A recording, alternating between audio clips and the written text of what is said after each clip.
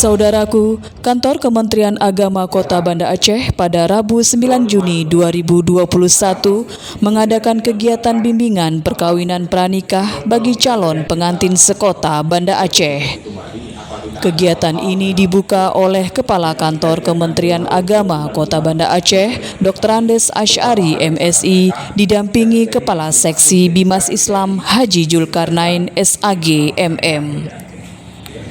Dalam sambutannya, Asy'ari menjelaskan tentang bagaimana membangun ketahanan keluarga di era modern, bahwa ada 5 aspek ketahanan keluarga, yaitu memiliki kemandirian nilai, kemandirian ekonomi, tahan menghadapi goncangan keluarga, keuletan, dan ketangguhan dalam memainkan peran sosial, dan mampu menyelesaikan problema yang dihadapi. Kegiatan ini berlangsung selama 2 hari dengan tujuan memberikan bekal pengetahuan, pemahaman, dan keterampilan kepada para remaja di Kota Banda Aceh yang akan melangsungkan pernikahan sebagai upaya mewujudkan keluarga sakinah, mawaddah, warahmah, sehingga nantinya dapat mengurangi angka perselisihan, perceraian, dan kekerasan dalam rumah tangga.